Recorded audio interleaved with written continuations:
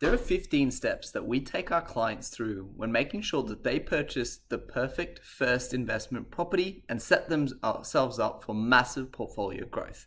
Watch till the end of this video and you'll see how you can apply these 15 steps to get you started in property investment. Hi everyone, I'm AJ, Director of Handle Properties, where we help everyday Aussies build massive property portfolios. Within the first year, our clients average a return of 62% cash on cash return.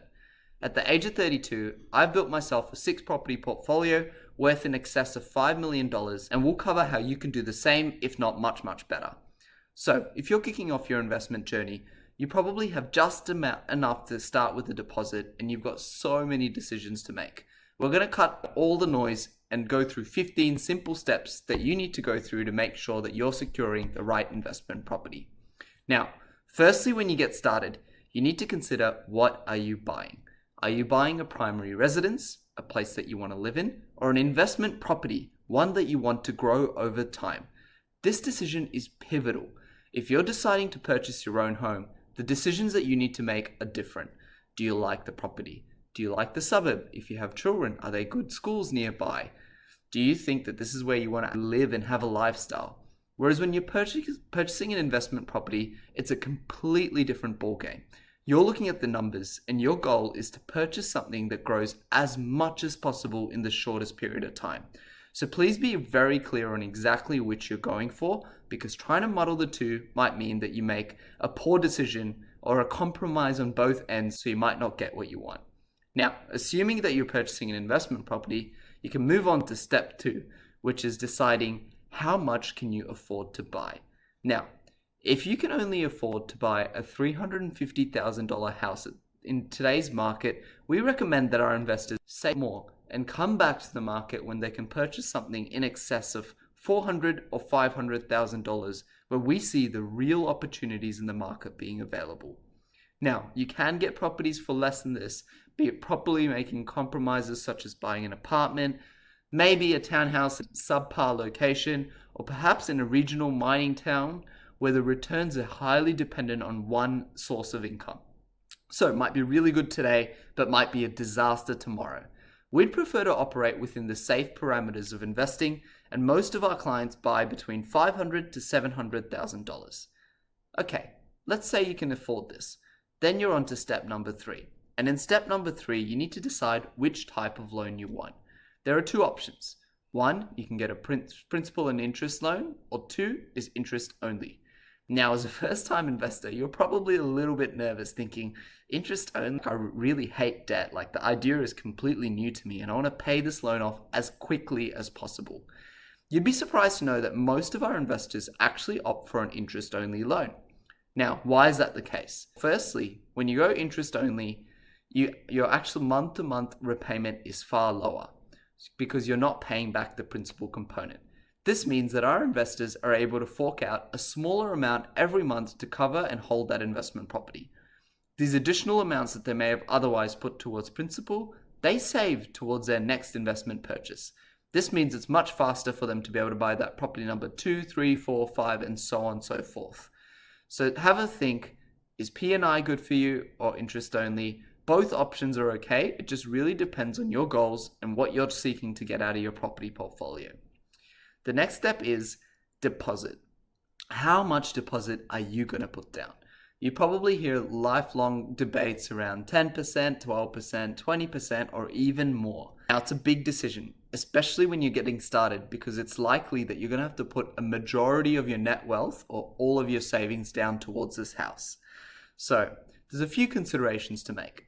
The first one is, if you pay the 20% deposit, you no longer need to pay lender's mortgage insurance. Now that amounts to be a pretty big sum if you pay a lower deposit amount.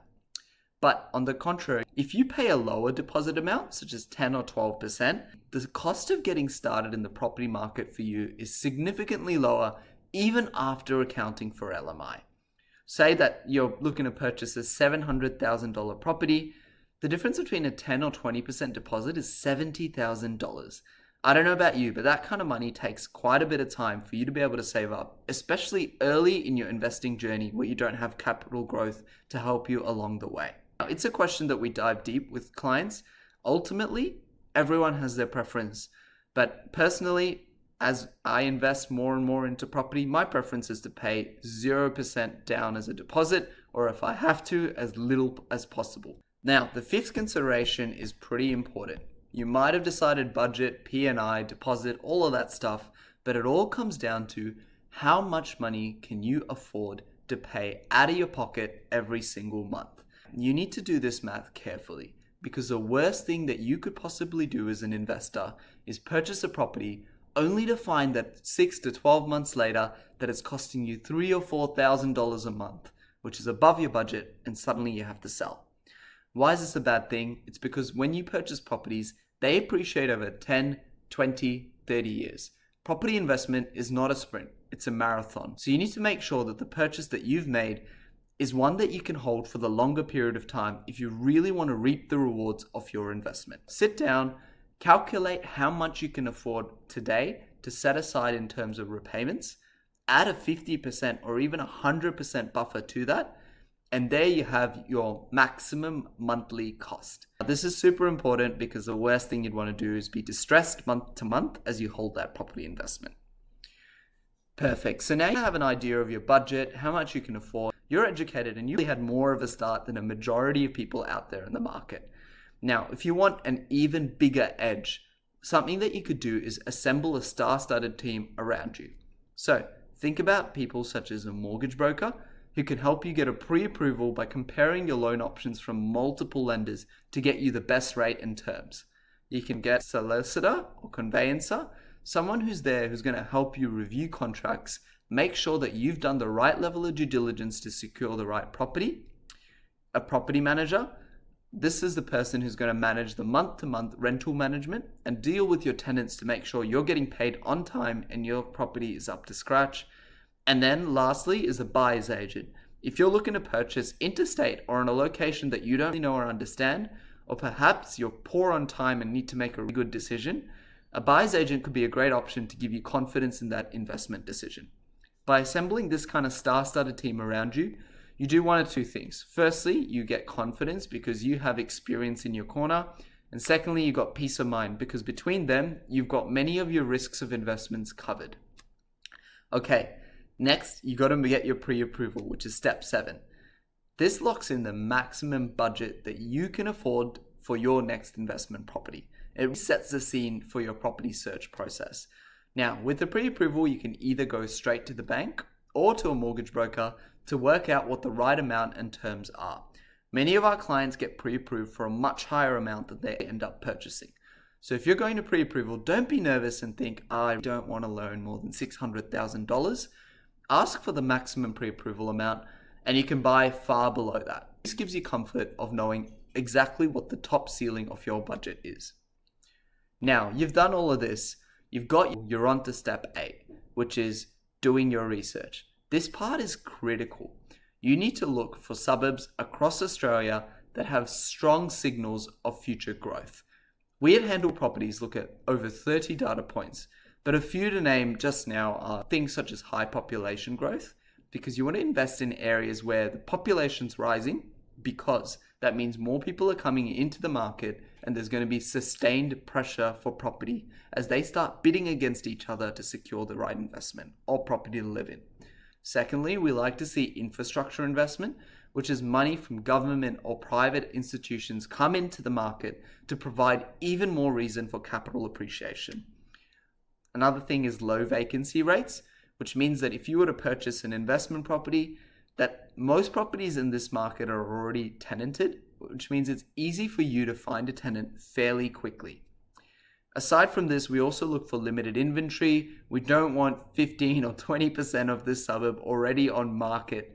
We want to make sure that it's a tight market and people within the suburb love living there or have already absorbed the demand. And of course, the last one is serious demand pressures.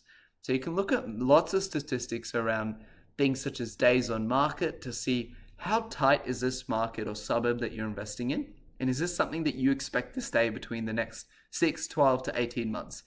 It's a combination of all these things and others that create a real pressure cooker for price appreciation. Many of the areas that we invest in go up double digit within the first year, if not for the first 2 to 3 years. So there is serious opportunity for capital appreciation if you get your numbers and your research right. Perfect. So you've done all the research, you're confident, you know where you're buying. The next step's pretty simple. Start going to inspections, calling agents, speaking with them, and when you find the right property, start putting offers in on this property. Now, we typically put in offers on multiple properties, but we make sure that we're bidding low at market value or what we perceive to be below market value. And be patient, the right deal will come. Don't feel pressure to rush into an investment that you're not sure about, because this is something you're going to hold on for 20, 30, or 40 years. Now, when you're going through this process, feel free to speak to the agent. Understand from them why the property's on the market. Why is it being sold? Is there anything about the property that you should know? Is it already tenanted? What are the council rates?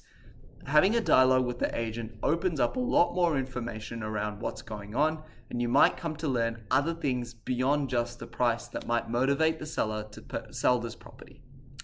Now, make sure when you put in an offer that if you are taking out finance, that it's conditional to finance, and we typically make it conditional to pest and building inspection as well, because we want to make sure that the property is structurally sound, there's no existing termite damage, and if there is damage beyond what we can see in inspections, that we're able to negotiate on this to get a fair price for you as the buyer. Okay, and then the final thing is, if this property is not already tenanted, you can put in terms into the contract that allow you access to the property whilst it's going through the settlement process, so you can show this property to tenants in the hope that you can secure a tenant prior to settlement, so you're not sitting around paying a mortgage without someone helping you with that rental payment. Let's assume the offer's gone through, you're up to step 10, so you're getting very close. You want to get that solicitor that you found in step 6 to go through the offer and the contract to review it in detail before you sign. We want to make sure that this contract is stock standard, there's nothing in there that's dodgy, or there's no information that you've missed. And once you've gotten their green light and you're confident, you can go ahead and sign that offer.